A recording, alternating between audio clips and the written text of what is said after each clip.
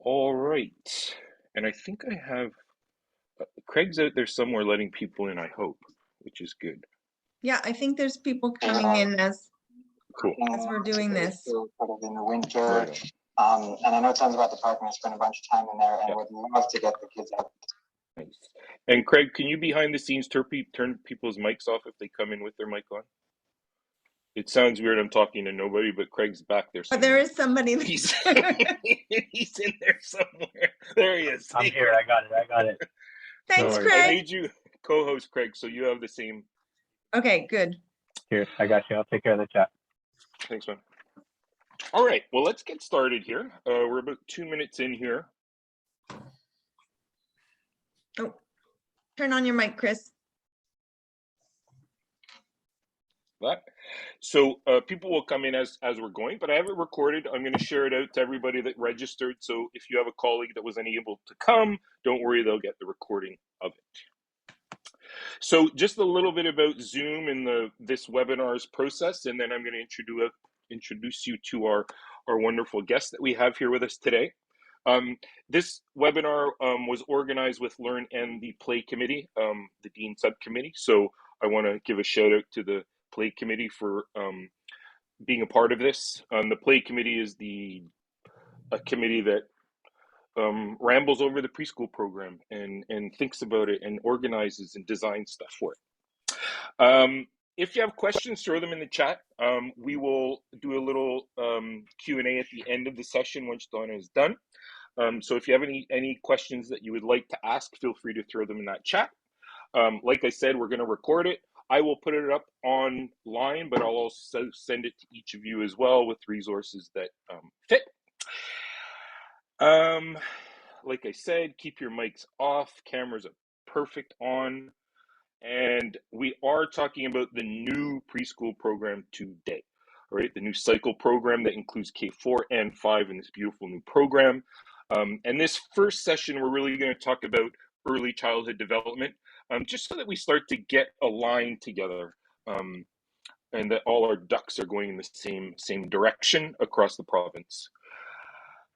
Okay, so I found Donna Oazal. We hadn't really known each other much, and then I found her through LinkedIn, and we have been like best friends ever since. We've been having wonderful conversations about preschool and the beauty of the program.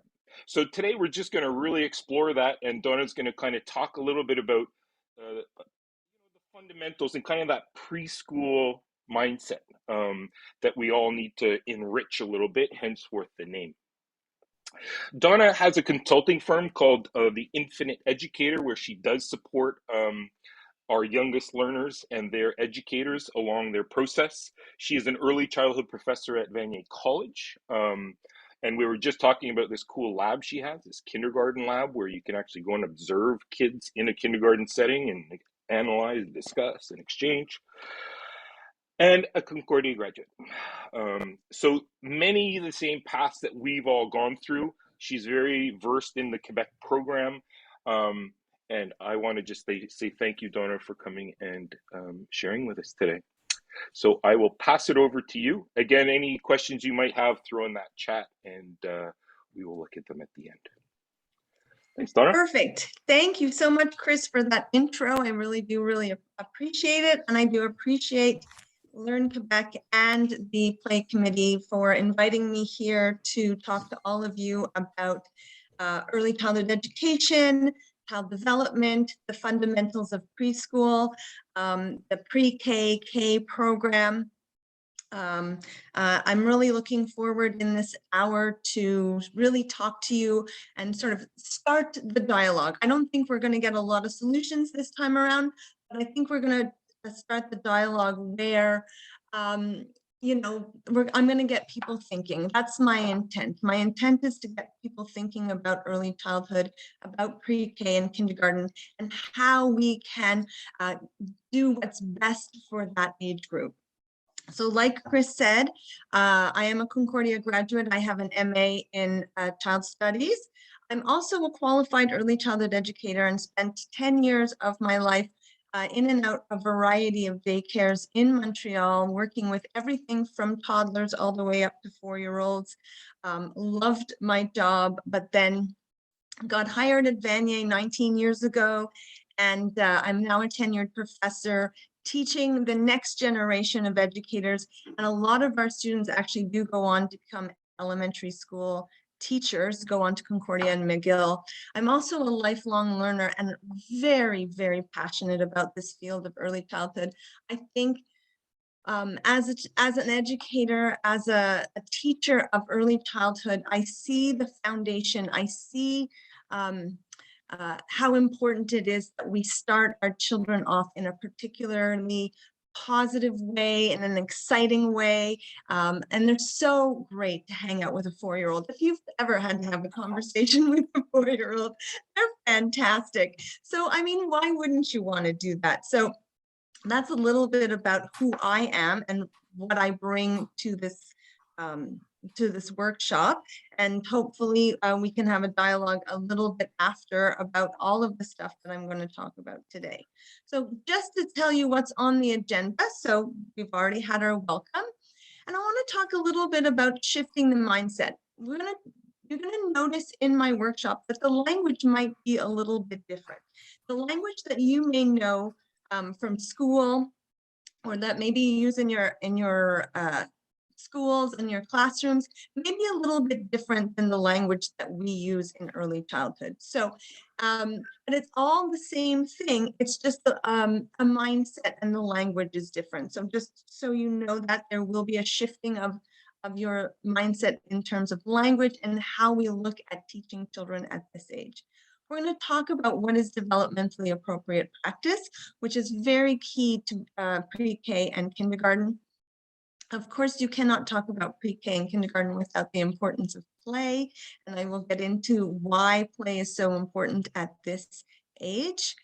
Being an intentional educator, setting up your classroom in a particular way, being mindful about what you are doing in every aspect of your day with the children, being intentional in your curriculum, being intentional in how you set up your activities. And also, we're going to talk about creating a community of learners and teaching to development and learning. So this is a big agenda for 1 hour. So, but I'm going to do my best to try and get you through as much information as I can.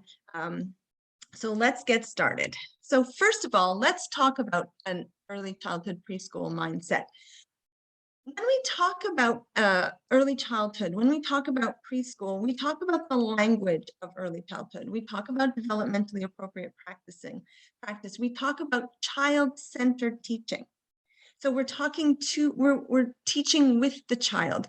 The child is engaged, and it's as engaged in active, meaningful experiences. Remember, educators teach beside the child. We're not teaching to the children, we're teaching beside them. We scaffold, we facilitate, and we prompt children's learning when we talk about the preschool mindset. And that educators provide an environment and curriculum that is just challenging enough that the children are engaged and motivated to learn. You may know this as the zone of the proximal development, right? We've talked a lot about that when they talk about that in the Quebec program. This is how we set up our environment. It's got to be a little bit challenging. It's got to be engaging. It has to be hands-on. Very important when we talk about building on this mindset and this preschool environment in which the children are in and settled and learning. So it's very important that we do that. So let's talk a little bit about developmentally appropriate practice. There are 3 core main considerations that we have to look at when we talk about developmentally appropriate practice. First one is commonality. Commonality in the fact that we look at what is the current research in early childhood, as well as recognizing and understanding the processes of child development. Children all go through the same kind of process, not necessarily at the same time, the development is there and they're moving through that. What is the commonality there, right? So we have to understand child development. We have to understand what is the current research. There's lots and lots of new research coming out about 0 to 5, particularly in the neurosciences, which I will bring up a little bit as well. Oh, we good? Okay. The second one we're going to talk a little bit about is individuality. The children that come to us, they come to us with their own stories, right? Their own experiences, their own unique development. And we as early childhood educators have to understand that within the context of their family, of their community, of their culture. Everybody is coming into your classroom as an individual. And so that's part of developmentally appropriate practice as well.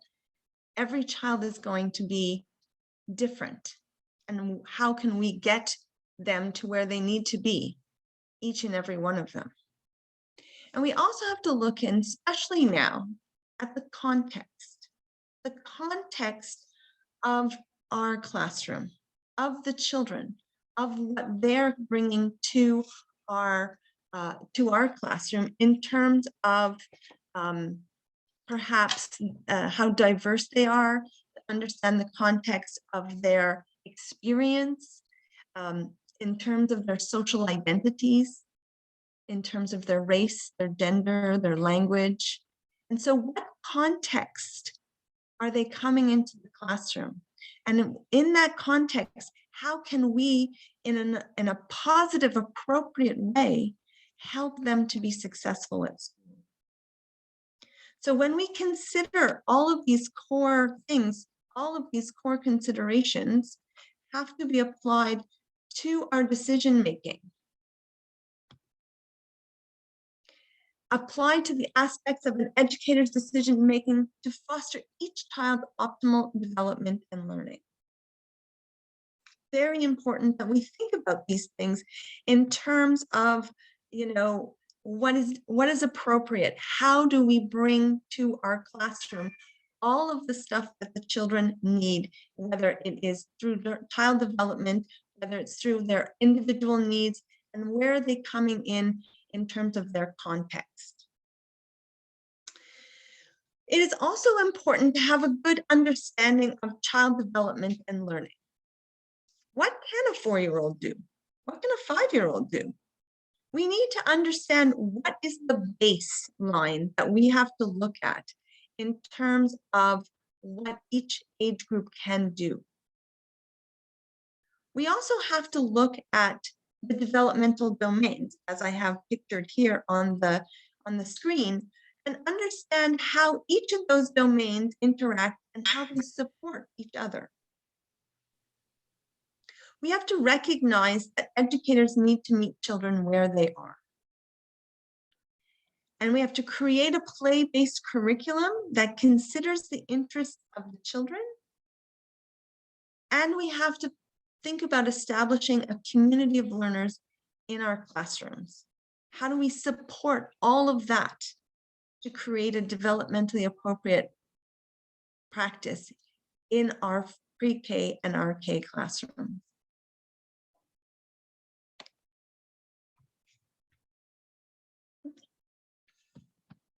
All right.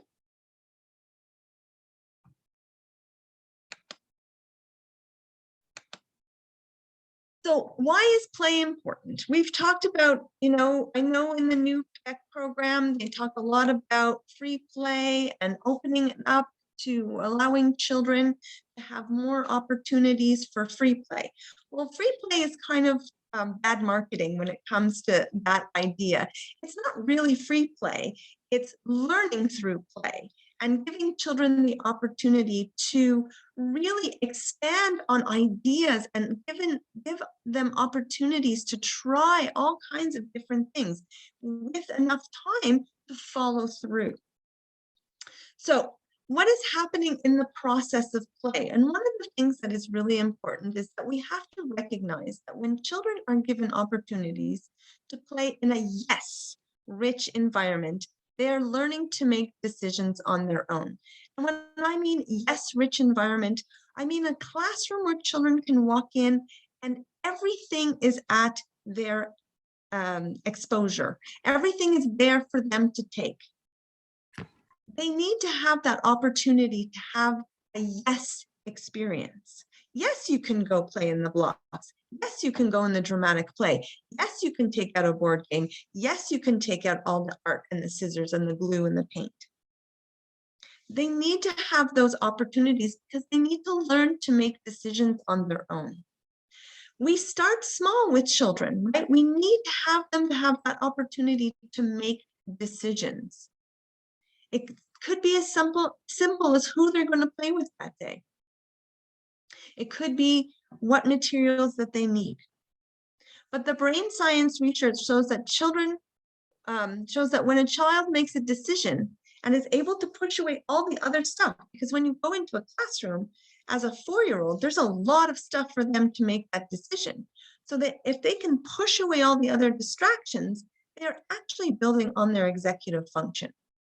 To make a choice, to go into the blocks, to go into the dramatic play, to go into the art area, to go look at a book for 5 minutes, helps children to focus their attention on one thing at a time.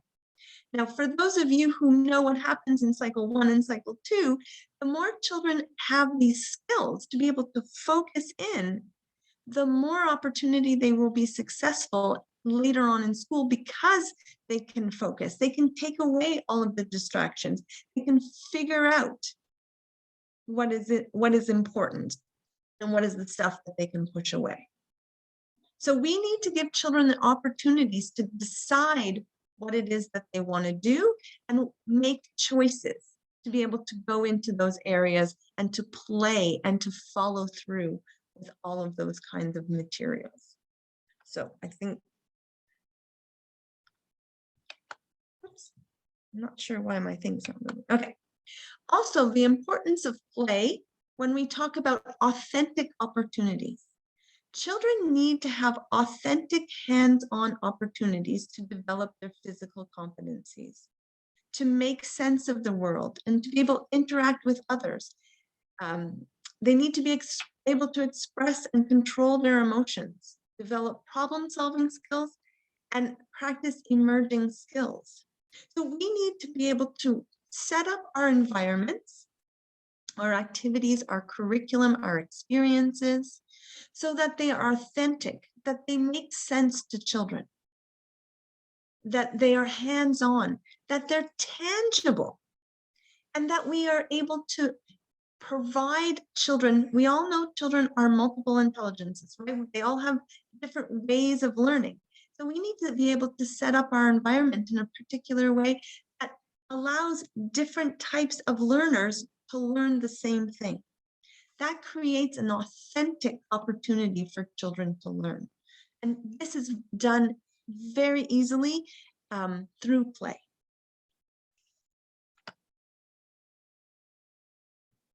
The other thing about play-based opportunities, The other thing about play-based opportunities is that children are driven by curiosity. Play promotes joyful learning and content knowledge across subject areas. The brain science research states that for children to remember information, there must be positive emotions attached to learning. So we have to get children excited about play and to learn new things and to have opportunities to try and to negotiate and to problem solve and to figure things out. And once they are challenged and are able to move forward a little bit, you see pride, you see self-confidence, you see self-worth, and that makes children come back for more. The brain science says there's a link between children who have a positive emotional connection to their learning and how much they remember what they learned. So we have to remember that making these experiences exciting, joyful, hands-on learning makes children come back for more. We want them to say, let's do it again. I like that. Let's try something else. And educators can intentionally set up play-based environments that provide children with choices and joyful experiences to bring them back for more. Children want to try those things. And repetition is actually a very, very good thing. The more that they repeat, the more that they can figure out the next little problem, the next little thing. And the longer that they repeat something, the more it sticks. If anybody ever got to sit there and watch Frozen 472 times with their kids and know all the songs, that's a good example of repetition. They want that kind of information. They need that kind of information to keep going over and over again. So creating and being intentional in how we set up these environments helps children be excited about learning. And that's what we want. That's the whole point of it, right? So to do that, we need to become an intentional educator. In everything that an educator does, they are purposeful and thoughtful. An educator understands the why or the purpose behind every action that he or she does, particularly when creating the environment. When educators go into their classroom and they look around, it's really important for them to think about what are their goals? What are their objectives? What is it that you want the children to learn now, or let's say in September, versus what maybe you want them to learn now? Maybe in September, you were thinking about, okay, well, how can I get the children to make friends? Or how can I work on fine motor skills? Or how can I work on, turn taking? So let's say you are thinking about wanting to work on children's fine motor skills.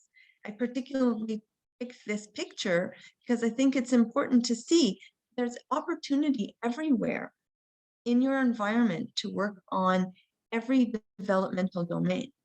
If you're thinking about, fine motor skills, when we think about fine motor skills, we see children being able to do this. And so children need to be able to have the pincer grasp to be able to hold a pencil. Now, not all 3- and 4-year-olds are capable of doing that, but we can set up our environment thinking, okay, that's one of the goals that I want to have.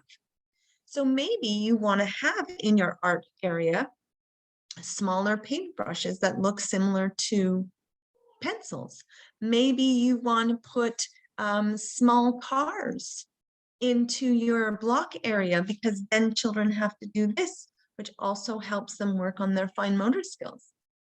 Maybe fine motor skills aren't an issue. Maybe now you want to move on and it's February, you're looking for something new. Maybe you want to move on to, I don't know, let's say math.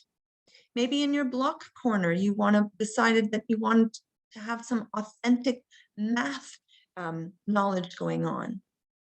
Why not bring in measuring tapes and notebooks and pencils and things that children can use to find out how long or how high their blocks are? You going in as the intentional educator going, okay, well, I want to talk about math when I go into the block area with them. That's part of the curriculum that I want to talk about. So you go in and say to them, okay, well, how tall is yours? Or how far did your measuring tape go? And is your block structure less than or greater than your friend's block structure? There's so many ways that we can intentionally meet our objectives just by how we set up the environment, how we consider the curriculum, and how we ask open-ended questions and engage in the learning process with the children. I always tell my students that it's important to sort of wonder out loud. How can we wonder out loud when we are interacting with children? I wonder why that happened. I wonder what would happen if. I wonder, And this gets children really thinking and engaged. And when you wonder out loud, so do children. And they start thinking about things. Well, what happens if we do this? And what happens if we do that? Well, let's try it. So free play is not really free play, but it's a great opportunity for children to explore, to be curious, to take things out, and to be able to explore and problem solve and share with their friends and interact and enter into play in appropriate ways. And all of this is because you have been intentional in how you have set up your environment, your curriculum, and the language that you have used with the children so that you can create all of these things, so that you are meeting your objectives, you are meeting your goals for that part of the school year, just by the way that you have intentionally set up all of those things.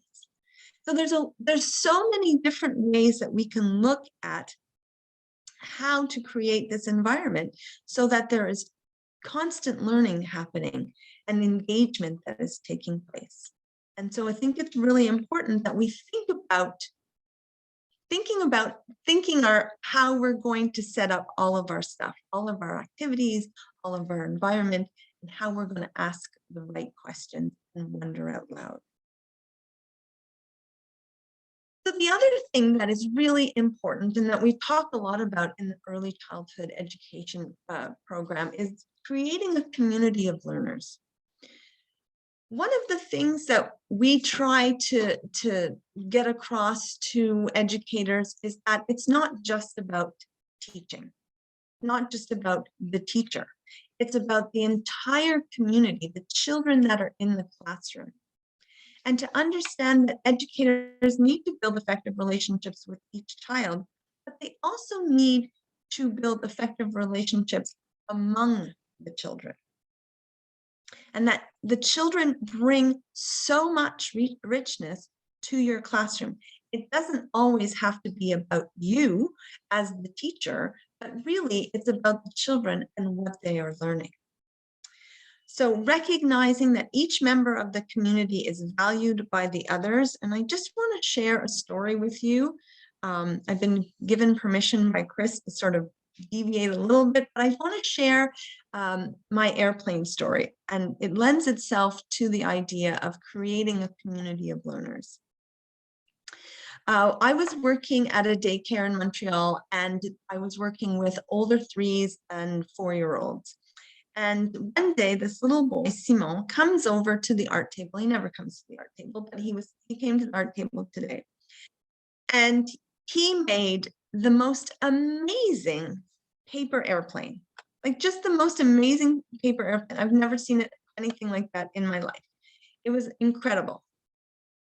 And so he makes it and off he goes and he starts throwing it around the classroom.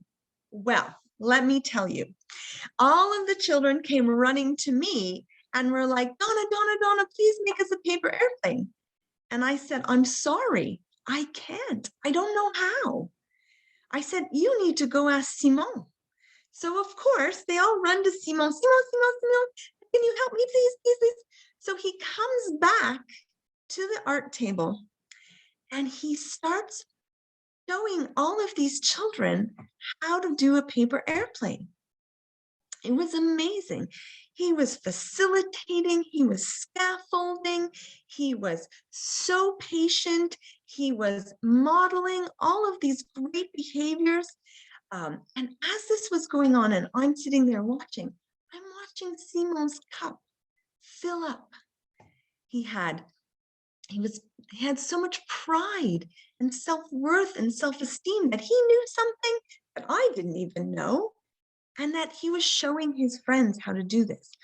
I had children who never come to the art table show up at the art table. I had children who never played together play together. All because Simon knew how to make this really cool paper airplane. And when I look back on that moment, I look back on and reflect on that situation. That was one of my best teaching moments ever. and it had absolutely nothing to do with me. We need to give that opportunity to children who know things, and they know a lot of stuff. Give them the opportunity to make the paper airplanes, to tell us about the dinosaurs.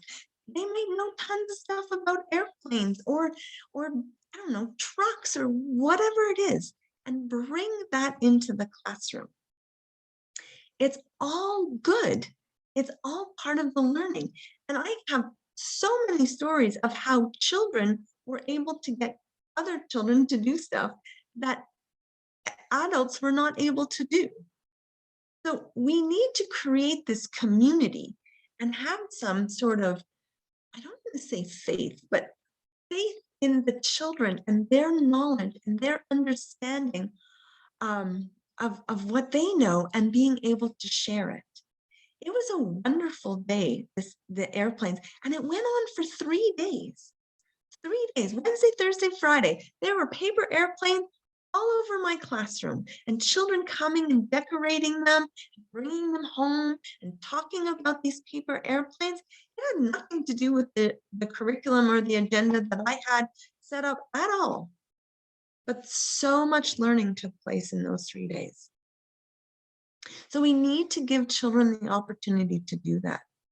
And, and just the residual result for Simon and how proud he was and how much pride he took in knowing something and being able to show that to other children, it was pretty phenomenal. So I implore you as teachers to look around and see what children are capable of doing and let them show the other children.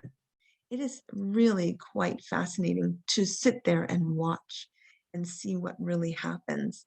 So creating a community of learners in your classroom really provides children an opportunity to construct their knowledge about the world around them and through the relationships that they have, not just between you and the teacher and the child, but between the children and among the children, and gives them a real opportunity to understand how the world works through the eyes of their peers.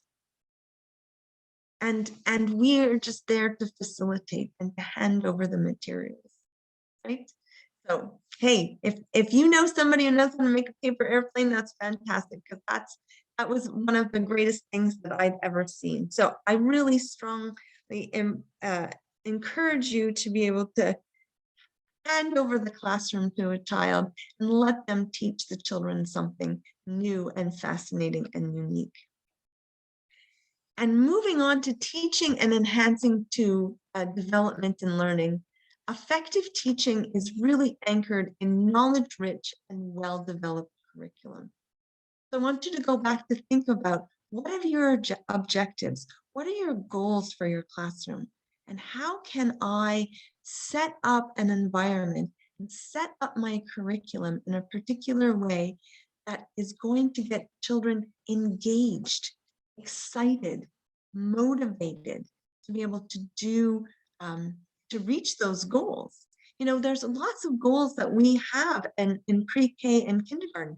Things like, I always talk about scissors, every child comes into a daycare classroom or into a pre-K classroom with a different skill set of scissors, right? Whether they've had the opportunity to have scissors at home, so they might be a little bit more versed at being able to do it, or they've never seen scissors before. Or the other thing is, at 4 years old, they're still trying to figure out, are they right-handed or are they left-handed? And maybe they needed the left-handed scissors all along.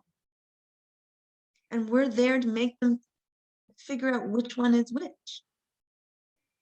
Scissors and being able to cut and having that kind of skill, you can do so many things, so many layers. That first initial cut is like fantastic for a child who can do it all on their own. But then if a child needs more challenge, bring in different materials for them to practice. Maybe cardboard. Cardboard is hard to cut. Maybe string or yarn that they could use to add to their art. These are all opportunities to really work on children's fine motor skills. And fine motor skills leads them to being able to learn to write. So think about all of the stuff that you have to sort of check off your box. There's always a way for children to learn how to do that in a play-based environment. So curriculum provides planned environments and experiences that support all domains of development and areas of content learning. You can bring in math in the block areas. You can bring in math in the dramatic play. You can have science at the water table. You can have social studies when you talk about community. You can have language in your book corner. You can read stories. Bring in your favorite book that you had as a child, or just your favorite storybook, and read it to children. Let them see that joy. Let them see that excitement. And when you bring in a storybook that you love, then they'll want to bring in storybooks that they love. And you'll be able to connect all of those stories with language and literacy and connections of words. These are all really important things when we're looking at supporting all of the developmental domains and also the areas of content. I tell my students all the time, bring in nonfiction books. There are some great National Geographic storybooks that you can put into your book corner that have children who would never look at a book, would go and sit in the corner and see these really cool sharks or dinosaurs or oceans, and bring that kind of material into your classroom. Find out what they're interested in. Have conversations with them. Like I said, 4-year-olds are fantastic. They have the best conversations. They really know how to really get you going with the whole thing. And just bring up the wonder, and they'll go from there. So being able to do all of those kinds of things and to support that. And remember that educators select, plan, and prepare the classroom to meet those goals. Bring out the materials. I was at a workshop not that long ago, and I thought, somebody said this, and I thought this was so wonderful. Like, when they talk about materials, we're so sometimes rigid about, okay, things can have to stay where they are.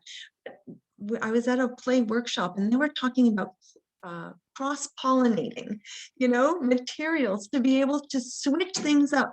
Bring the dramatic play, bring the kitchen into the reading area so that they can all make, food while they're watching books, and being able to bring different materials into the block area, being able to bring different materials into your water and sand play. These are all things that we can do that really get children to think. So think about activities that will best support the development of the children and the specific goals of learning. Like, we can talk about fine motor skills, gross motor skills, getting children outside. You want children to work on their turn taking. Take out Candyland, take out board games, and get them to sit with 3 other children so that they can turn take. And they're also doing math, they're also doing colors, they're also doing all of that stuff. All of these things help you and help them to reach the goals that you need to reach by the end of the school year, so that when they do move on to K and Cycle 1 classes, that they will be prepared, but they will be prepared in a way that's authentic, that they will be prepared in a way that still brings them joy, that still gets them to think about and to problem solve and to share and to interact with other peers, and not just come to the teacher all the time, but be willing to go to peers and ask for help as well.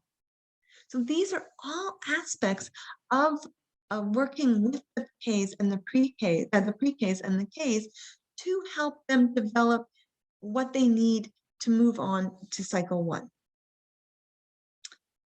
So, and all of this supports the development of the children and the specific goals for their learning. So keep all of this in mind. I talk all the time with my students about being an intentional educator, and this is exactly what it is.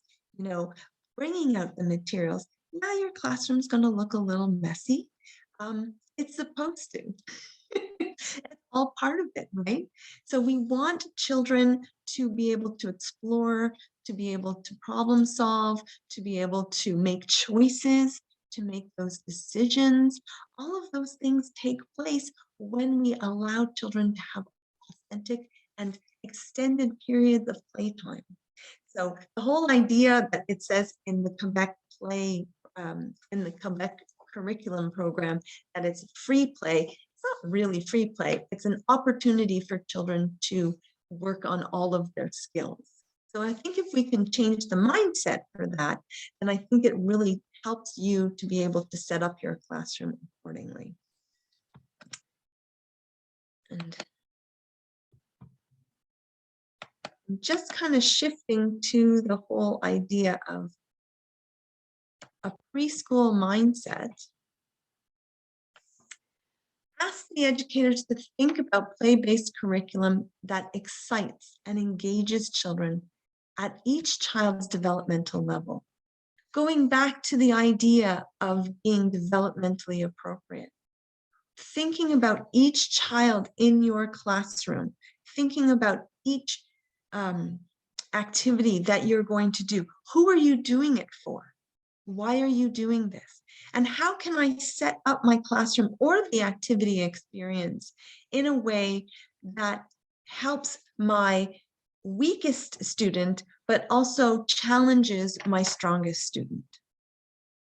We have to look at developmentally appropriate practice. We have to recognize what is common, what we know about child development. We have to look at each individual child, and we have to be able to look at them from a particular context. Where are they coming from? What is their culture? Is their first language English? Are they coming from a daycare setting? Are they coming straight from home? Maybe they didn't have the same kind of experiences as some of the other children. How do we set up the environment, the curriculum, and our goals to meet each child's needs? And as educators, we have to learn to work beside children. We don't teach to them, but we teach with them. Educators learn to scaffold. We need to facilitate, and we have to engage children in their own learning. And it's about creating a community in your classroom that everyone, teachers, the integration aides, as well as every single student in your classroom has a say. Sit down at circle time, have a conversation with the children, find out what it is that they're interested in. And that every child in your classroom feels valued, and that most importantly, that every child in your classroom feels safe and heard and understood. Because when we talk about Ks, we talk about pre-K and K, we talk about the 4s and the 5s. This is what they are learning about what school is all about. And school has to show that, you know, our responsibility back to these children is that we have to give them activities that are joyful. We have to give them experiences that they feel that they're challenged, but at the same time that they can be successful, that they can be safe, that they're okay in this classroom no matter what they bring to the table, good behavior, bad behavior, any of that, and that they are valued, that they bring something to the community of learners, and that there's a level of equity there, that everybody feels equally part of that. So as we shift and enrich our mindset about early childhood and the early childhood experience, I think it's really important that we see it from a different lens. We see early childhood and 4s and 5s in a different lens, that we are setting the foundation for children's learning. And we're setting these goals by setting up environments and activities and curriculums that meet the needs of every child from where they're coming from.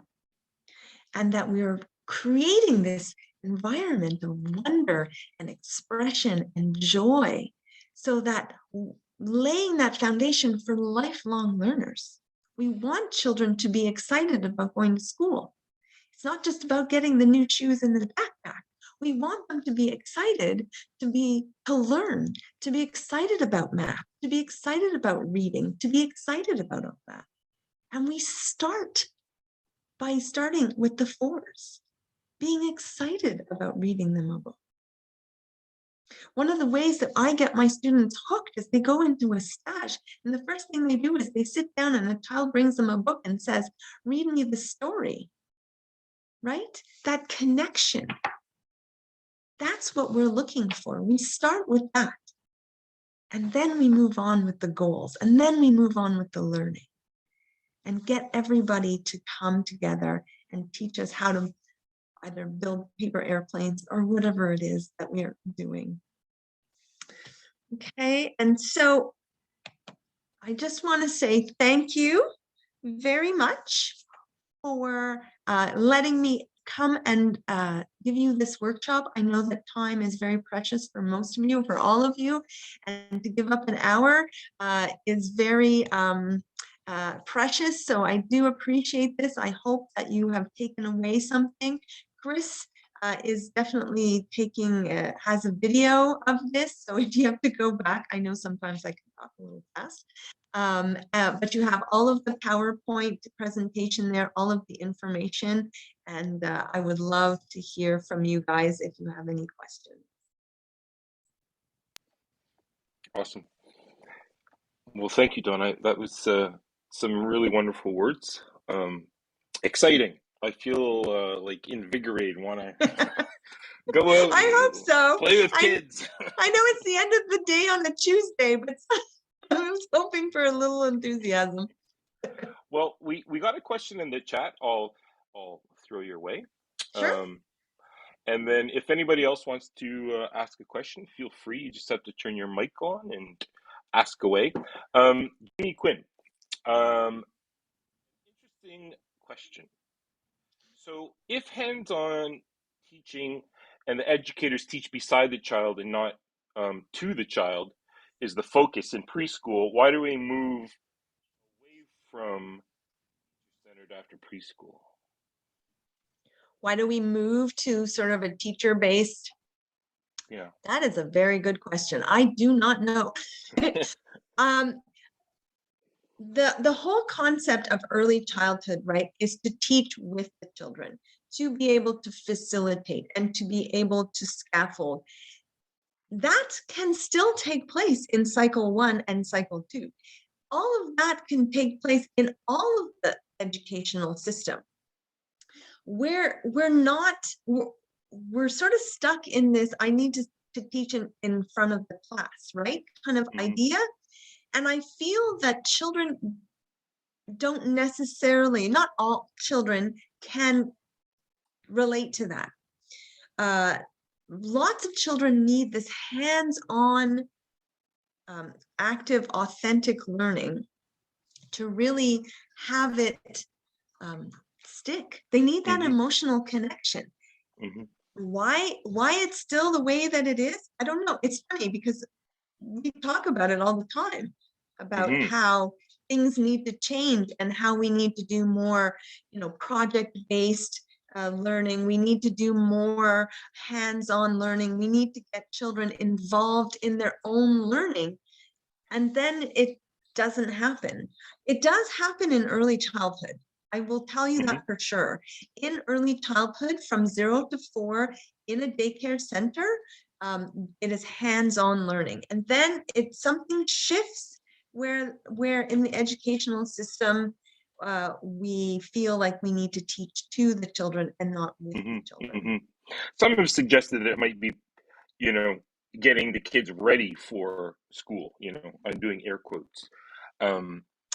Well, That's the process of kind of getting them acclimatized to rows and worksheets and the right answers, and where it really moves away from what the preschool program is saying, where it is not a preparation for cycle one, it is its own thing, where you're getting the kids ready Absolutely. to be learners rather than Well, yeah, ready to yeah, we comply want them into to the be system. lifelong learners. We're not necessarily, like, I use the example of fine motor skills so that children can hold a pencil to be able to write.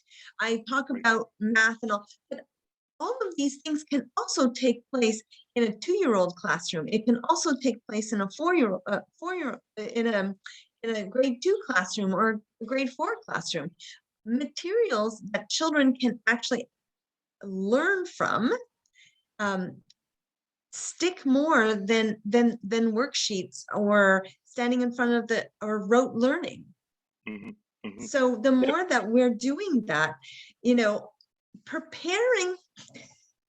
Now I'm going to get controversial on you, Chris. Preparing children for school. How about we prepare school for children? Right? So the way that children learn, we know the research. The research tells us that the best way that children learn is through play. And some of the best educational systems in the world only start children actually academically sitting at desks and everything, and that whole academic process at 7 and 8. Right. And So, we've been exploring the outdoors as well with our youngest learners, and we're seeing a lot of those benefits as well, getting the kids nature outside and into yeah, nature's classroom and nature's classroom. One of the things, again, talking about, you know, even the idea of risky play. Children will not go past what they are capable of doing. They will only go so far up the tree until they're like, I think I'm done. You know, they'll only go a Right. little bit further into the monkey bars.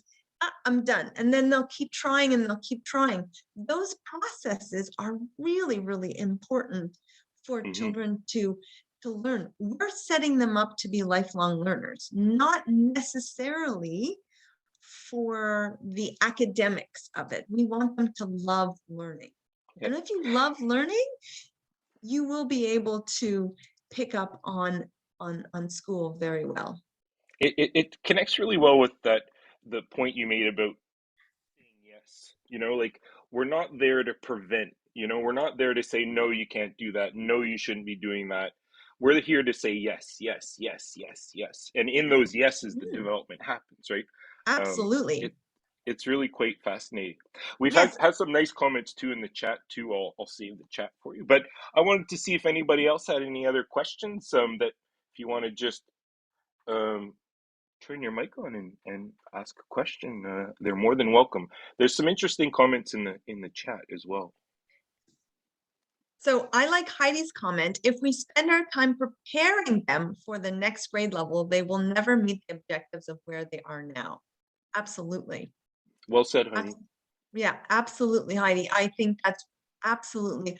When we're preparing them, we're not preparing them. We're giving children opportunities to learn on their own, to figure it out, to make choices, to make decisions, to problem solve, to figure out time management, to go into the playground. Chris, you're talking about outdoor play.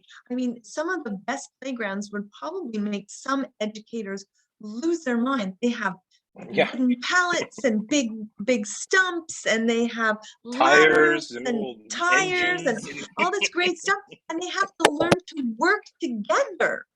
They have to be able to go to somebody and say, hey, Chris, help me, I need help with this ladder. And the next thing you know, they're learning how to enter into play, or to ask for help, or collaborating, or problem solving. And that's what education is supposed to be, right? And so when we talk about that kind of stuff, you know, yes, we're preparing them for learning, but we're not necessarily teaching them 2 times 2. Right. There was another interesting comment too about maintaining a certain class size as well, to be able to facilitate the kinds of environments. I think some teachers, their classrooms can be too large, right? And it's just Yeah, it's hard absolutely. to keep check of everything that's going on. Yeah. And I'm seeing that also in the daycare centers. In the daycare centers, in the 4-year-old classroom, they can have up to, depending on how many educators, they can have up to 24 children in a classroom. So it kind of looks like a large pre-K classroom as well, I would think, right? Around 24, 25. Right. The difference is there's 3 educators in that classroom as opposed to only 2 in an elementary school. Right. So you're right, there is, but I also have to say, if your classroom is set up in a particular way and the children are engaged and they're busy and they're excited to be there, there's minimal guidance, there's minimal issues that you're going to have to contend with, especially if there's enough materials for each child to be able to work with. When I used to have these large classrooms, I used to do things in like 10s, like, so the other educator would take the children, or they would do free play, and then I would take 10 at the art table, or I would take 10 for some activity.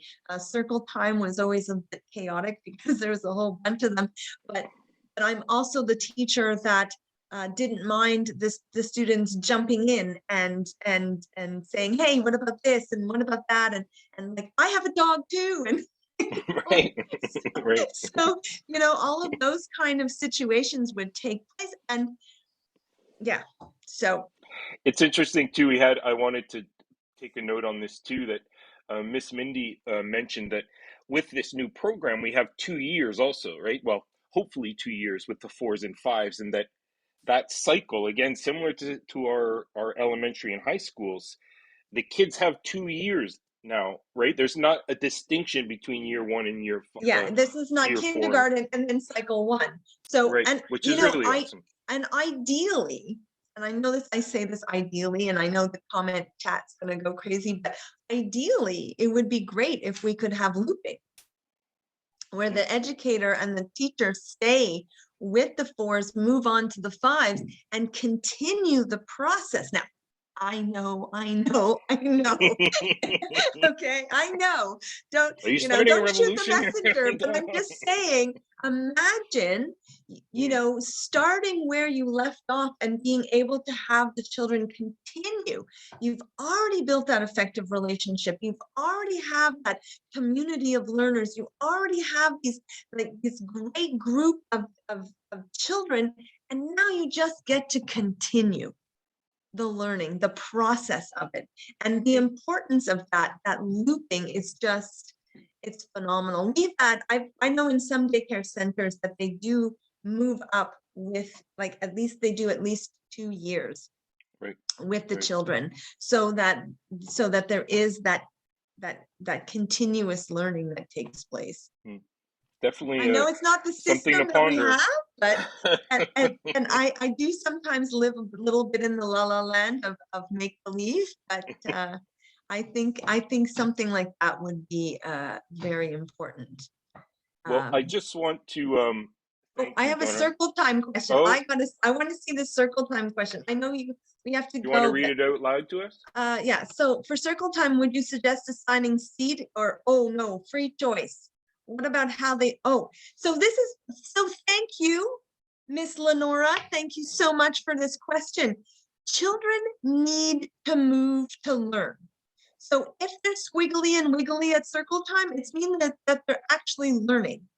But they're going to get up, they're going to stand up, they're going to move around, they can sit down, they can lie down, they can be on their knees, they can crisscross applesauce, do it all. Whatever works for them is fantastic. I remember the year I worked in the toddler classroom, I used to start a circle time, and the toddlers would walk away, and then they'd come back, and then they'd walk away, and then they would come right back. They got the story, they loved the story, but they had to leave and come back. For children to learn at this age, they need to move. So yes, do not give them assigned seating. Yes, you are going to have to deal with, and I can't see. But you will be able to negotiate and move. And this is where it all becomes a learning process. It's a teachable moment. Well, ask him to sit on his bum so that you can see. These are all processes. So thank you for the circle time Yes, good question. question. I love that. Thank you. Really cool. Yeah. Well, I want to thank you, Donna. I mean, this was really great. I hope that everybody is leaving with something. I put just an evaluation in the chat. I'd love it if you guys could give us a little feedback. We are looking to do another 1 or 2 of these webinars, April, May, and we'd love for you to have an input as to what we talk about. So feel free to fill that out and we'll have a good look at it. I really appreciate, Donna. Thank you so much. Well, thank I you for want to, having me. I'm so happy to be here. I really am. I think this is very exciting. I would love to see more collaboration between early childhood and what's going on in early childhood and what's happening in the schools, because I find that there's a bit of a disconnect between the two of us. And wouldn't it be nice to have a little bit more of a blend for the children? Absolutely, absolutely. Well, we'll all try to keep venturing in the direction. If you signed up for this, if there's another webinar, you can expect an email with an invite. We're going to start a network here. So if you don't want to attend any, don't want your email on the preschool mailing list, just send me an email and I'll take it off, no problem. No offense taken. I want to thank Leanne also and Marina that helped with the prep for this presentation, who are also on Thank the Play you. Committee. I want to give a shout out to them for giving us some time. And the rest of you, courage, keep the faith. We're doing the best that we can, and the best that we can is great. And these little kids deserve a great start, and I think that we're heading in that direction. So have a great evening, everyone. And be safe if you are traveling, and just be safe. I hope that you're all doing well out there. Thank you so much, everybody, for participating. I do really appreciate it. And thank you for showing up at the end of the day.